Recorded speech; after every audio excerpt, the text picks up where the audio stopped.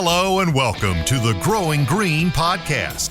Your host, Jeremiah Jennings, is the owner of Growing Green Landscapes in Birmingham, Alabama, and has a passion for growing the entrepreneurship community for those who are young in business. Being a business owner isn't easy, especially in the early years, and that's why in this show we dive into a wide range of topics covering all the challenges small business owners deal with. Even if your company is generating $1 million or more, the stories from our great guest and Jeremiah's own firsthand experiences will propel your business forward.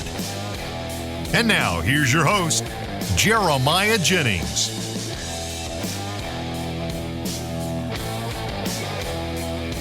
What's going on, everybody? Thank you so much for tuning in to an episode today here on the Growing Green podcast. This is your host, Jeremiah Jennings, and we are super excited to come to you today with another fresh new episode for you. We are super excited to have a guest interview on today. We haven't had a guest in a while, been doing a lot of solo shows. It's just been just one of those months, right? This 4 to 6 week period has been just craziness in the field, a lot, long days. And it's hard to get guests lined up because it's that same way for everybody. Everybody's got a full schedule packed, trying to sell work, trying to end the year strong. And so I'm excited to have a good guest on today. New guy that I've never met before. I'm excited. I want to hear more about your business, man. I want the industry to hear more about you as well, because you got a great Instagram profile and it seems like you have a great business. So I'm excited to hop into it. But guys, welcome in Lawson Campy from Greystone Hardscapes and Landscapes. Welcome in the show, brother. How you doing today? How's it going, Jeremiah? I appreciate having me on. Yeah. Excited to get into this. Yeah, man. I'm super excited. We're both running like wild, man. Early in the morning, got a tight schedule, full schedule today. So we're going to hop right into the meat and potatoes today. We'll have a little bit of backstory, but I know we both have hard stops, so I don't want to waste your time today. And I want to be respectful of the audience's time as well, right? Because they choose to listen, so let's bring as much value as we can to them. But Lawson, I want to honestly, give us the ground floor. Give us the run around in case nobody's seen you on Instagram or doesn't know anything about your business or anything like that. Tell us a little bit about your story. You're honest. I've done a little bit of background on you. I know a little bit about the business, but not much at all. So take it away, man. I want you to kind of start the show off. Tell us how you got started and then your journey to where you are today. And then we're going to hop into some really packed, loaded conversation we've already kind of discussed before we record. Awesome. Yeah. So located out of Charlotte, North Carolina. I've lived here since I was 3 years old. My parents are both business owners, or my mom was. She's now works for an accounting firm. But my dad is an executive coach and has basically, between them and God, has gotten me to where I am today. Okay. I'm a firm believer in faith, and it's been a super stronghold on where we've been and how we've gotten to where we are in such a short period of time. I'm 25 years old, and I started this business when I was 20. Prior to this, I owned a car detailing company. So that was a cool experience. I sold that out in college to a buddy of mine and got started fresh in this. Honestly, I got in this industry because watching YouTube and I was always dealing with my hands and whatnot in the field. I never was really into full landscaping per se when I was growing up, like a lot of the other guys, but I was more just into the business and making money. Yeah. So I thought, okay, I want to go build houses eventually. I was going to school for project management. And after about 2 weeks of a physics class, I realized that that was not my strong suit. So I ended up dropping that class, and COVID happened. I actually started Greystone literally right before COVID happened. And that was actually a blessing in disguise. Yeah, what a time to start. Exactly. And like I said, I knew absolutely nothing about landscaping.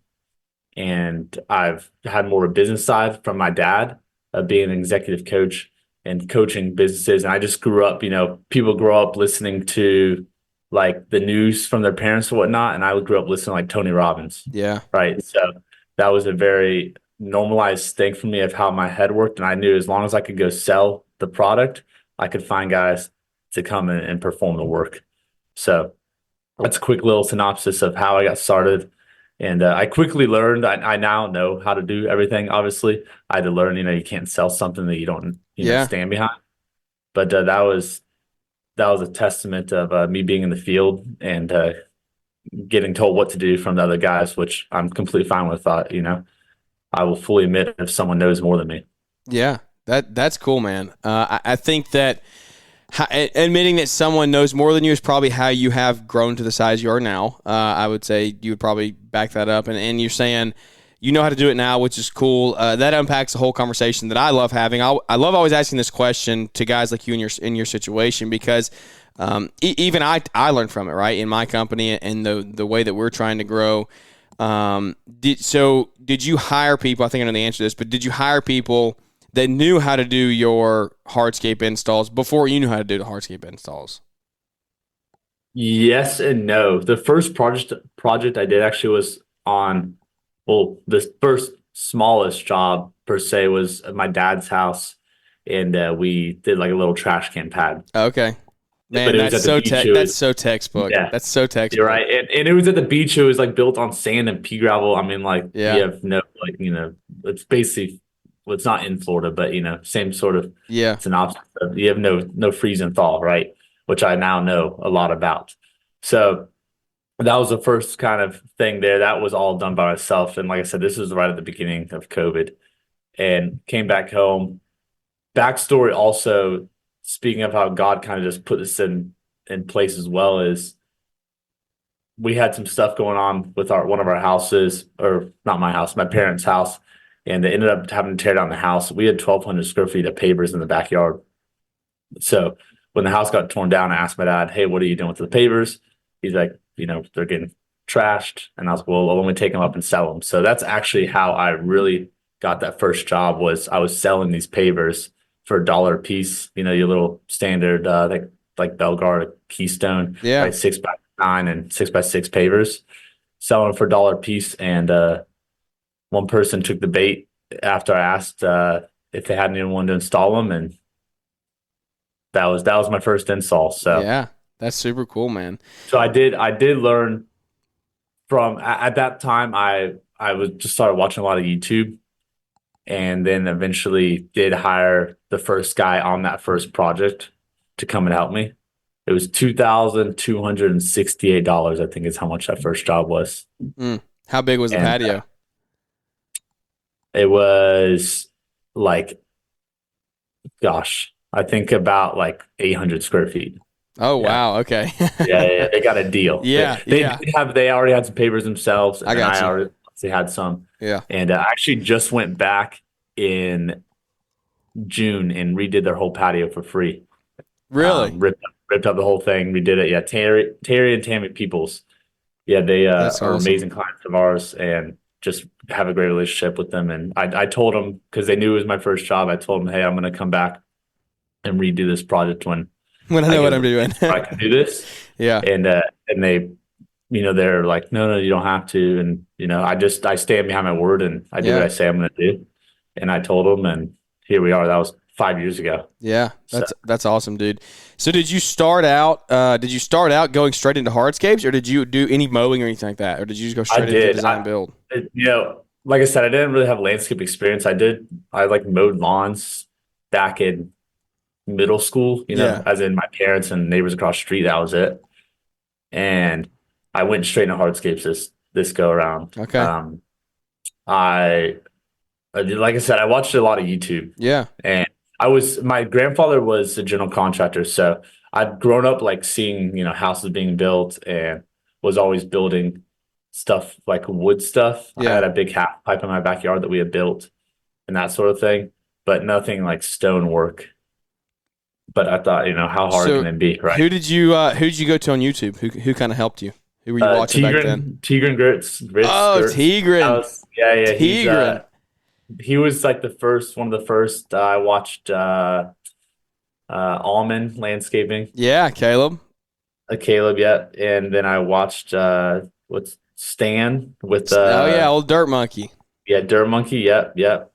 And then at that point I was like, all right, less watching YouTube and go out and actually try it myself. Yeah. So I would not recommend that, honestly. I was in a fortunate standpoint where I was like, where I just went for it, and luck counts, right? Yeah. So yeah. That's what happened. And I was also very fortunate where I got the right guys very quickly. Yeah. On that first job, I hired someone who knew exactly what they were doing. Their father owns a large paving company near us, and they were just doing some side work with me, and that helped a lot. Is that person still with you? No, Okay. no, sir. No, they were with me for just a little bit, and then I ended up hiring a whole crew. Okay. Yeah. And that was that. Yeah. That's so cool, man. Well, we can unpack so much of this. There's so much to go. I'm excited for what we got coming down the rest of the pike. What we got in the rest of this conversation. Are you I got to ask you this. Are you a coming down the pipe guy or coming down the pike guy? Because there's multiple people that say it. I'm going to be honest. I've never heard either of those. You've never heard like what's coming down the pipe? No. Oh, really? Wow. Okay. They must talk different over in Charlotte. Maybe so. Yeah, it's because I got a buddy in Michigan. He says, "What's coming down the pike?" And then I've always grown up hearing it, "What's coming down the pipe?" So I don't know. I guess. Yeah, I've definitely never heard what's coming down the pike. Yeah, yeah. Okay, yeah. But I've heard. You've heard coming down the pipe in conversation. You've had to. I've just never used it. Yeah. I got you. That's funny. Well, I'm excited to hop into the rest of it, man. So as you get into this, you're 20. So our stories are very, very similar. I'm 24, about to turn 25. I started when I was 18. But I went more of the maintenance route. And so now we're transitioning over into the landscape side more.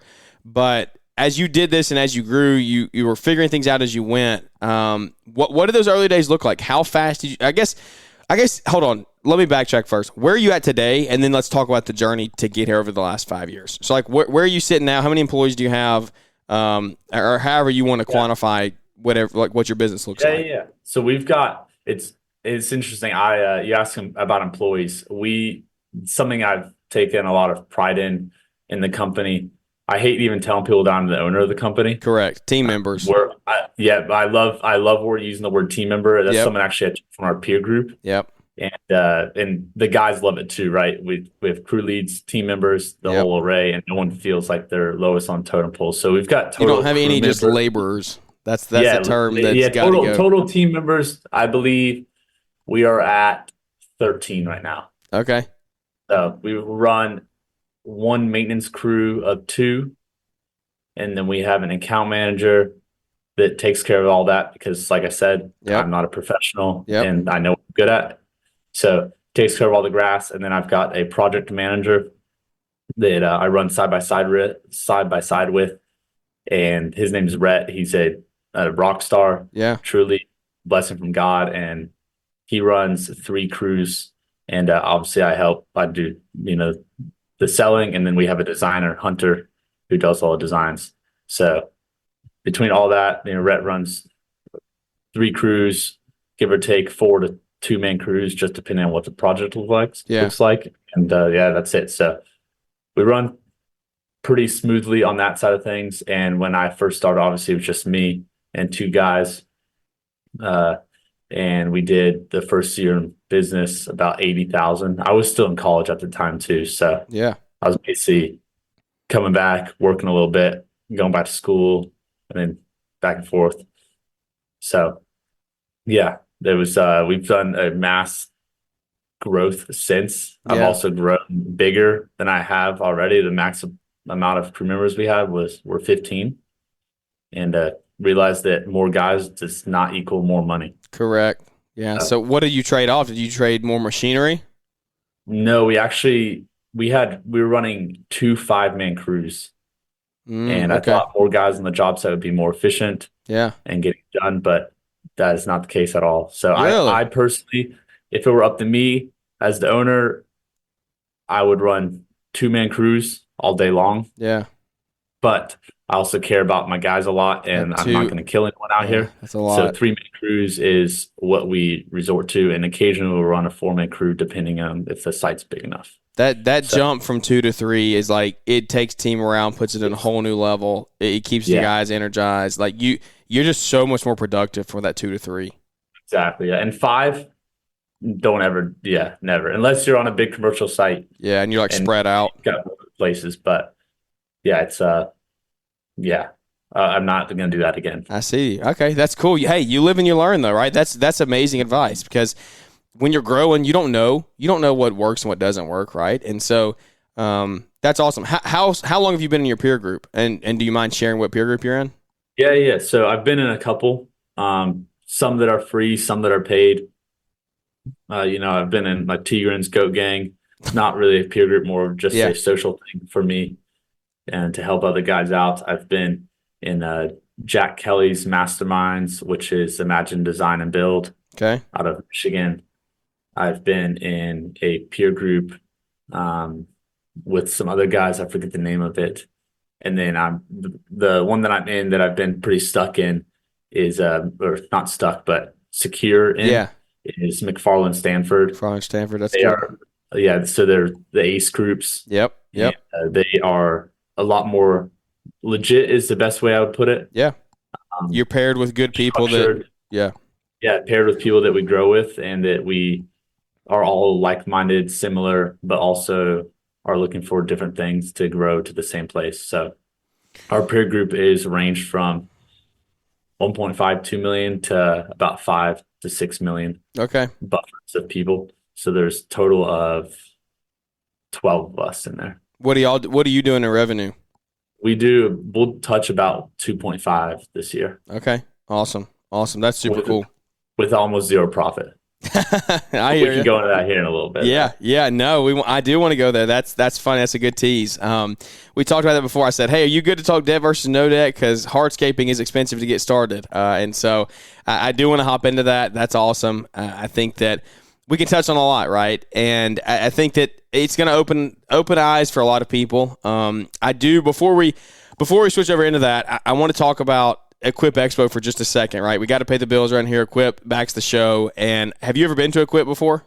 We went last year for the first time. Well, then perfect. Awesome. You can give your firsthand testimony because I love Equip. Like it's such a fun week. It's such a fun time to just get around, network, hang out with other people, right? It's different than every other trade show you go to. You get to run the equipment. You get to talk to the people. You see the CEOs of these massive manufacturing companies that you use every day. Like the CEOs are there usually in their booths walking around. And so I love it. Give me your take on Equip real fast. Like I know it's a hard break in the middle, but that's super cool that it was your first year. I think that fits in pretty well. Yeah, it was awesome. Hunter, my designer, and I went, he's like my right-hand man. He's been with me since almost day one. Yeah. Coming up on 4 years, I believe, for him. And we had a great time. We actually went with some other buddies, Tanner Kinnison with Green Space Lawn Care as well. He's down the street from me. Yeah, I think I follow him on Instagram. Went up there. Yeah, he's a great guy. So we went up there and tooled around, had some fun. Went out with the vendors, which was awesome for them to take us out to eat lunch, dinner, that whole thing. And networking is big for me. Your network is your net worth, right? So I was able to meet some guys from all over and some guys that I know on social media that we've just had a good relationship with over Instagram. Yeah. And then we meet in person and, we know everything that's going on in each other's lives already, which is hilarious. Yeah. You've never met, but you're like, what up, dude? Like we just talked yesterday. Literally. So it was awesome. It was great. I don't know if we're going to go this year just because we're wide open right now. Yeah. But I might send our project manager, Rhett, because he's also a big fan of going up there too. So. Well, there you go. Well, checks in the mail for that endorsement of Equip. That's awesome. But that's firsthand experience, right? Like Lawson's telling you, it is a great time. So if you want to get in, unfortunately, you missed the early bird registration, but you can still get in for $15. You can get it for $30 now because it went up. Yeah, the $15 is gone. You can get it for $30, which is still half off the ticket price. Worth it. Yeah, it's well worth it, right? Like you can get in for $30 with code GG50. We'll see you there at Equip. October the 15th to the 18th there. That is when we're going to be there. It is coming up. It's a month, dude. It's a month away. It's crazy how it's already here. I know, right? So if you register, just I'll help you save. I'll save you some money. I'll give you 50% off. So just use that code and you'll get in there. But anyway, that's all fun. Equip is fun, right? But back to the real business talk of this growth process, right? So debt versus no debt. Let's dive into that a little bit. Let's unpack it because you don't grow to 13 guys, 15 guys at one point, $2.5 million in sales, doing hardscapes, right? Not just maintenance, not labor, not mainly labor cost. You got a lot of material costs, a lot of machinery. You don't do that in 4 years with no debt. So let's hop into it. You said you were an open book. You wanted to share. So I'm interested to hear your point of view. hear you not make your case, just explain and educate people on why you're doing what you're doing. Yeah. So, like I said, I had 15 employees at one point, right? So we had 2 construction trucks, 2 machines wide open, and I was losing money out the door. We lost $80,000 in 2022. Wow. It wasn't because we were doing bad work, or actually that was the best image I would say that we had out there from a client and Instagram and social presence. Yeah. It's increased now, but at the time we were looking at it At your peak from where you had been, you were at your peak look wise. Yeah. People were like, holy cow, you guys are like crushing it. And the inside I was like, no, we're not. Yeah. Right. But I didn't know at the time. I didn't figure out that we had lost that much money because I was so ahead of my cash flow that I was unaware. Our accounting team at the time, I have a third-party accounting team that I've always used. I've been through 3 different accounting teams. The first one, total no control. I had no clue what was going on, yada, yada. Second one, kind of got it organized, but was still trying to play catch up. And then this third one that we've just switched to is actually local to Charlotte. Good friend, or become a good friend of mine. His name is Greg, and he's done a phenomenal job. He's bought and sold businesses. He's grown with people that sold businesses. So he knows the game of business. Yeah, and he knew the game, right? So I brought him in, and he was, all right, here's what we need to do.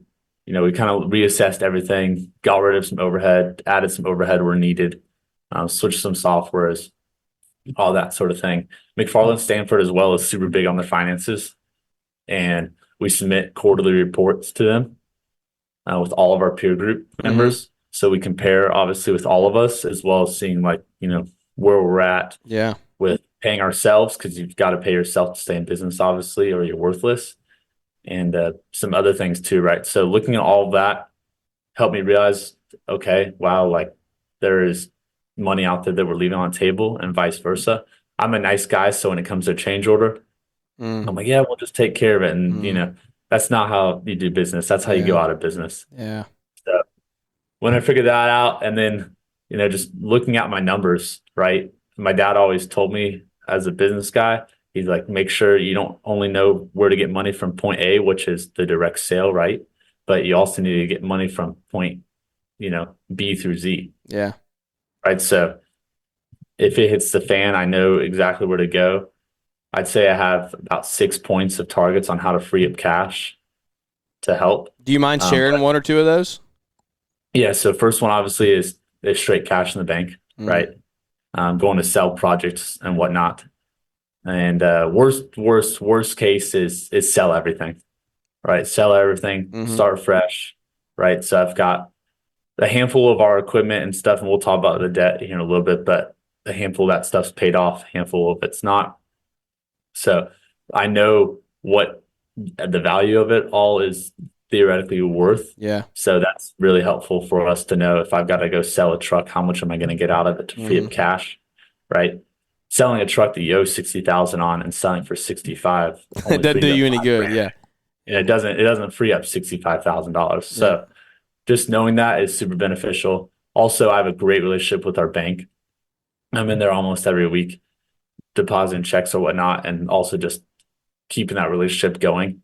I called our banker a month ago when I bought another truck and said, hey, I got this truck. We need it. I think it was 82,000.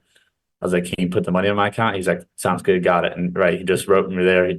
No credit check, no whatever. He knows and trusts us. Obviously, I've been banking with them for 2-3 years at this point. So they know where our cash is also, which is super helpful.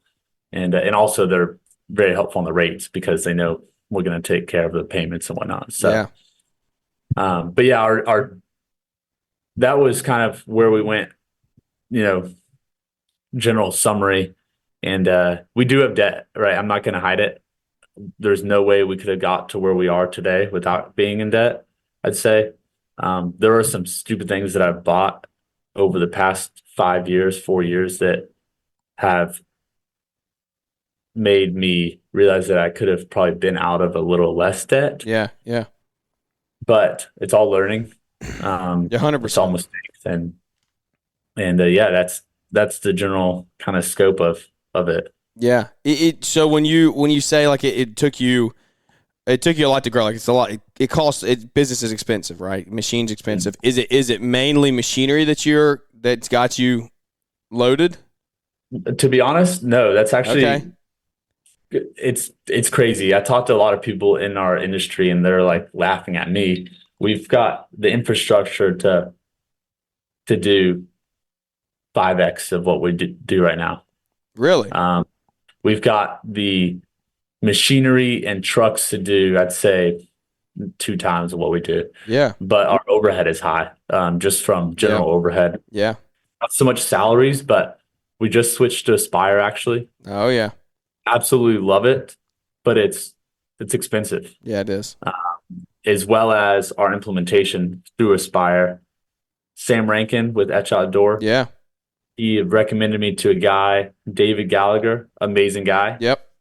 It's not free to use him, but he's helped us get this software to where we need it to be as efficient as possible.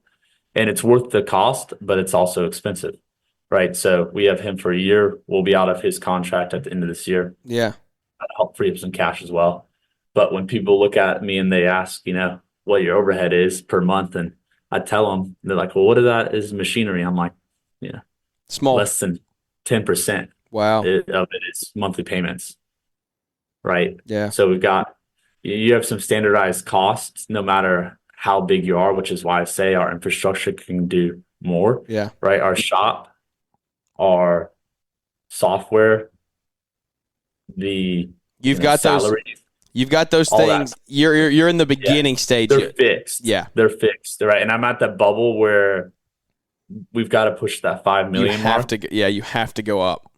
And I'm not so much losing cash. Yeah. But I'm just cash poor. Yeah. I totally get that. And that's what people have to understand as you grow is like, you're going to take on a lot of these costs, right? Like I'm looking at in peons, right? Peons compared to what you're doing right now. But like we're looking at hiring an office admin, and I'm like, this is straight overhead. Like she's non-revenue producing, right? Straight overhead. And I'm like, this is going to cost me 30, 40 grand a year for an entry level. Like if I want them to do what I really want to do, it's going to cost me up to 60, 70. But I'm sitting here and I'm like, once I have that in place, I'm going to take the brunt of that for the first year. But in that first year, I'm going to free up my time to go sell more. So like, and having that person in there is going to allow us to sell 2, 3, 4x the time because my time is now freed up in that position. Yeah. So like, I'm going to take the brunt in the beginning, funny, yeah, but it'll pay for itself down the road. Yeah. That was the first position I had actually, was someone in the office, which is actually Hunter, who's now our designer. Yeah. But he came in, he had some landscape experience, but he was super good on the phone and super personable. Yeah. All he did all day was hammer phone calls, and he helped follow up on leads occasionally with me as well, but he just hammered contacts. Yeah. And replied to emails and whatnot. And he did a really good job at it. Now he's kind of expanded. Now he does all of the designs. Was he doing any type of new sales? Like reaching out to current customers, trying to upsell? He would come out with me occasionally, but he actually works remote. He lives in Greensboro, which is about an hour and a half from us. Yeah. So he comes down, does our designs that I sell, and he'll still he runs our payroll and just some of the back end stuff just because I trust him so much. But since I've been in this peer group as well, we've been super heavy on our role clarity. So having someone and I was just talking to someone this morning about it too, is like having a person that does like a crew lead who does construction or hardscapes, does pavers, and then the next day they're mowing lawns. Doesn't work well. Is it's terrible. Now it all comes with scale of economies, right? Correct. Because if you have, or the scale of economy, I don't know, but if you have, 3 guys and you're doing construction and maintenance, yes, they're gonna have to flip the flop. Correct. But the bigger you get, you got to keep those people in certain roles. Yep. So they can maximize what they're doing. And I think and that's we've been really big on recently. I think the stage that we're at in business is like so a little background for you and honestly listeners, like an update, like we've got 5 guys and we're in those flip-flop roles, like, right, we have a dedicated mowing crew, but sometimes the landscape goes to help with the mowing and I pull a guy from here or there and I'm just trying to like so overly communicate, like, hey guys, it's not gonna be like this forever. We're gonna get you into your specified roles. Yeah. We're gonna let you run your crews, run your divisions.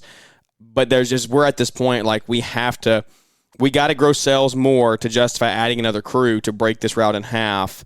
And it's just like, because we have one route totally maxed out, like to the absolute max. And so we're pulling and shifting and changing, and it's just blocking and tackling. And we're getting through it. But I think the biggest thing that I would say to anyone out there who's in that, because I tell it to myself every day, is like communicate that to your guys. That they're not like, like cast the vision, right? Tell them where you're trying to go. Make sure that they can see that you're actively working to try to get there. Because right now, like we need another truck. We need another truck yesterday, because we're shifting. We're pulling. They're driving my truck half the time, and I'm just like, I don't have a vehicle, and I'm like, what is this madness? But it's just the part of. Oh yeah, I've been there before. Yeah. It's just the part of growth.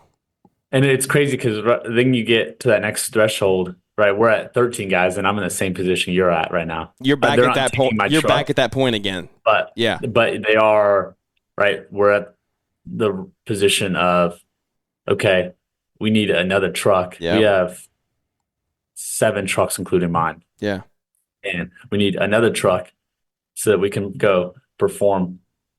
Per se, like we have aeration coming, right? Yep, and. Like I said, I don't know a lot about aeration, but I know it happens in September and October for us. Yeah. And I know that we can't mow afterwards, but sending our guys to go do that, or sending one guy really, because I'm all about efficiency. Only one guy needs to be out there with an aerator. Yeah. And sending one guy out there, okay, then what do you do with the other guy? Because our mowing crew is 2 guys. Mm-hmm. Right. So looking at all that, and then, okay, we can't mow after aeration, so then we're going to trim and stuff like that. But looking at all those scenarios are definitely, they come with scale economies, because the bigger you get, it's you're able to flip and flop. And I used to look at companies when they would send, these big plumbing companies or service companies, and they'd send one tech out to go fix something like the same day. I'm like, how the heck do they do that? I would never be able to do that. Now I'm at the point where, like, we do make mistakes and stuff happens. Like, we just went and did a repair job last Friday, and we just took a guy off a site, sent him in his own truck, went and fixed it. That was that. Yeah. Very easy. 2 years ago, I would have had to take a whole crew over there. Yep. And you would have lost that. I only have one truck, and I would have lost 3 times the money. Right. Exactly. It's a whole, right. So that's where they say the rich get richer, is you also start building this infrastructure out where you're able to do that and save money. Right. So, yeah. Crazy, man. It's just a game you're playing. Yeah. And it's a cash flow game. Like I said, you have debt. You said something earlier. You said something earlier. You got ahead of your cash flow. What did you mean by that? You said do you remember what you said? I think I might have meant to say I got behind my cash flow. Okay, I got you. Take it as you want, but you didn't have I was cash. robbing Peter to pay Paul. Correct. Okay. So right. I wanted to make sure that was where you were at. Yeah, and I think a lot of people, whether they want to admit it or not, have been in that position before. Oh yeah. If you've grown at all, you've been in that spot. And I'm so aware of it now. Like, just because we go sell $250,000 does not mean we have, we take 25% deposit. So what's that? 50, 60, 70 grand, whatever, something like that. Doesn't mean you don't have 250 in the bank. Yeah. No, not at all. So, that's a, interesting thing, as well as, I used to be so focused on net profit, but at the end of the day, yes, that's very important. But being like in construction, every job fluctuates. Yep. And we are now focusing on our gross margin. Mm-hmm. Right. What's our gross margin? It's something that a lot of these larger companies focus at. As long as your gross margin is good and you're hitting your time and continue to bring in the cash during that project, it should just kind of level off. What is your gross? What are you shooting for gross? 40 to 50? try to shoot for 50 to 60 gross Okay. on construction. Yeah. Now maintenance, like It's we've tough. only been doing maintenance for 2 years. Yeah. And it's like 20 or 30. Yeah.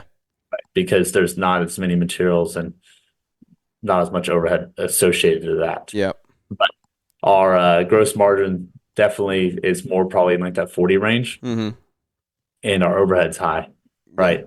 So we've done the math, our accounting team, and just seen, okay, we know what we need to hit per month to produce more, and it requires us starting another crew, honestly. Yeah. Man, and you shoulder the brunt of that. It's that you and it's coming into the winter months, and with the election coming up, not to bring politics into it, but who knows what's going to happen. Yeah. And it's something that I've been really hesitant on. We have the work, honestly. We're booked out till November right now. Yeah. But it's definitely it's a scary thing when you make that next jump. And I've made that jump before, and I scaled back. So I went from 2 crews with those 15 guys essentially to really like 2.5 crews. Yeah. And the 15 guys all the way back down to 3 guys. Oh, wow. So you went way down and then now built back up. Yeah. Oh, wow. Okay. So, because I was like, holy cow, I'm like, what am I doing? When you realized, did you do that when you were like, hey, I just lost 80 grand? Is that what you were, was it around that time? No, I had done it prior to knowing that I lost that much money. Okay. So I did it just because I went out with my dad and my stepmom to eat, and I was walking them through the numbers, and they're like, you need to reset like now. Really? What? I'm like, no, my ego's in the way. I'm like, no way, I can't do that, right? My dad's like, what, do you want to go bankrupt? I'm like, no. He's like, well, then reset like now. So actually, this is at the time I had actually hired my buddy Trevor. He was from Tennessee. I met him at an event, and he had shut down his company and actually moved to Charlotte, North Carolina to come work for me. And he came in as my project manager, and he had been living here since September. This is in November of 2022. And he basically brought him on, right? Moved, he'd sold everything. Yeah. And came, my parents like, you got to let him go. I'm like, well, you're crazy. Like, this guy literally hung up the skates to come work for me. And I cannot he moved here. It's not that he sold his company and stayed where he was. He sold his company and moved. So I remember I was praying one morning, just asking God, just hey, I cannot do this myself, Lord. Like you've got to do this. There's no possible way. I kid you not, 5 minutes later, Trevor texts me, hey, I'm getting chills talking about it. Hey, Lawson, listen, man, I love you so much, man. I love this business. I love this industry, but I can't do this forever. Can we talk? And that was the biggest peace you've ever felt. Literally, the Lord, I mean, I whether you that. believe it or not, that's insane. So that was kind of the first, okay, let's reset. Once your lead gets, as a project manager, is out, who's on salary and stuff like that, it's a lot easier to kind of let the other guys go slowly, hey, or whatever. And I was very aware of, I hate letting people go, and I was very aware when I was letting them go, hey guys, I'm just resetting. There's nothing wrong with you. You're great workers. Yeah. But at the end of the day, you have to put yourself and your family first, right? That's And I've hired some of the guys back. So now that we've regrown, they love working with us and yada yada. But at the time I was stuck. With this 13 guys, are you running primarily, are they full employees or are they independent contractors? They are full guys, all of them. Okay. And we run a sub here and there. Yeah. If we do, they're your crew. You're not subbing out work to to an independent. No. And actually, I went that route too for a little bit. I'm going to be honest. Yeah. I tried that out for 4 months. Yeah. And we have such a brand and image. I'm sure you've seen it on Instagram, but all of our trucks are wrapped, all this stuff. And when we have guys pulling up to a job site and they're falling apart, Dodge van, all this stuff. I mean, it's tough. So we sub out our irrigation still because I don't have an irrigation license. And I don't even sub it out. I just recommend them to the client because Dude, you got to get it. That's a whole nother conversation for another time. that's the maintenance. I'm starting to realize there's a lot of juice to squeeze out of that stuff. You get in But service. so that's one thing. And then our artificial turf, Yeah, we kind of tag team with another guy on that. So that's cool.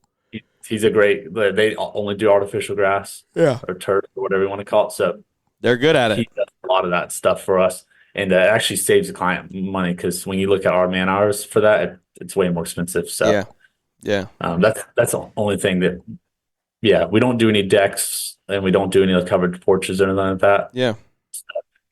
I'm not licensed to do any of that, and I tell the client that, so I'm like, hey, if you want to use someone, I can recommend, but We're not doing your boy it. Yeah. is not touching it. Yeah. So, and also I know what I'm good at. So, and we don't do pools. We work with a ton of pool builders, but we do not do pools in house. I got you. That's awesome, dude. Well, man, we're coming up on our time, and I don't want to run you to the last minute. This is a very good part one. I'm going to put it out there. We're going to have to do a part two. We could go. I love this. We could go so much further, so much deeper, and I think we could get into a lot more stuff. Today was a great fact finding mission, right? I think we got a lot of value out of it. I hope that if you're listening in, you enjoyed this. Lawson brought a lot to the table. Opened up. I appreciate your honesty and just like your transparency of the growth is hard, right? And that's what I wish more people talked about, because I'm all about growth. I'm all about you getting out of a small mindset and challenging yourself, but you have to go into it knowing this is not going to be easy. Sitting there and saying, hey, I got to let my PM go that gave up everything, and I lost $80,000. That wasn't easy. That was a tough pill to swallow, right? And so I get that. I'm in it right now, so I truly do get it. I'm on a smaller scale, but I do get that stuff. I get the principles, and I hope that if you're listening, you understand that as well. Well, dude, I tell you what, is there anything you want to leave anybody with, like a word of advice or anything that you would say to wrap this thing up? I'm telling you, I whether you like me or not, you're coming back on for another show down the road. So, All right. so I'll come back. You got to. Maybe I'll come up to Equipment Expo. We'll run one in person. Yeah, there we go. We'll make it happen. And I was on a Techo Block podcast earlier this year, maybe late last year. Yeah. I'm trying to remember what they asked me, to leave a word of advice. But I was assuming you were going to ask me something too. So I've been thinking, and honestly, I would say, people are everything, right? Yeah. No matter you're doing $1 a year in business, or you're doing 100 million a year in business, right? When you look at, I'm big on studying other companies. When you look at all these companies, they have people in place in the right positions and take care of your people. Yeah. And the people take care of you. Also lean on the Lord. I know I've brought him up a lot in this conversation. I always do, no matter if I'm talking to clients or my guys. Yeah. They know where I stand with my faith, and it's because at the end of the day, he's in full control, right? Yep. So you can have your own free will and go do what you want, but between people and the Lord and just trusting in him, you'll get to where you want to be, and be patient also. If it comes at once, it's not as satisfying. But when you really work hard for it and earn it and you get rewarded, that's when it really, really feels good. Yeah. Yeah. That's awesome, dude. I love it. Well, where can everybody follow along with you? Share your Instagram. You got a really cool Instagram to go follow along and check out what you're doing. Yeah, that Instagram is Greystone Hardscapes, just straight Greystone Hardscapes, and we've actually got a new content manager, social media manager coming in and starting next week, actually. So awesome. Our content will start blowing up here soon. I've been slacking a lot on that because my head's just other places right now. That's not where your time should be spent at the end of the day. But you need it. New guy is going to be great. He actually went to school for digital marketing. Yeah. And that's his specialty. So awesome. Like I said, we hire people that know what they're doing, and he knows what he's doing. So delegation. Yeah, and then our LinkedIn is starting to go a little bit, and then all of our social media, YouTube, Facebook, Instagram, LinkedIn, whatever, is all Greystone Hardscapes. I love it, man. So, well, thank you for coming on and joining with us this morning and spending some time with us. It means the world to us. Thanks for talking about Equip. That was real. That was not scripted at all. Like, hey, it's a good time. Lawson told you here. It's a great time to come hang out. So if you want to register, you can today with code GG50. We'll see you in Louisville, Kentucky. But without any further ado, guys, thank you for tuning in. Thank you for spending some time with us here on another episode of the Growing Green Podcast. We appreciate you. We love you. Come back and see us on the next one. But without any further ado, that's going to wrap this one up, and we will look forward to catching up with you here on the next one. Thanks for tuning in to the Growing Green Podcast. It is an honor to have you listening, and we hope you receive valuable advice to help take your business to the next level. Don't forget to follow the podcast so you'll be notified when our next episode drops.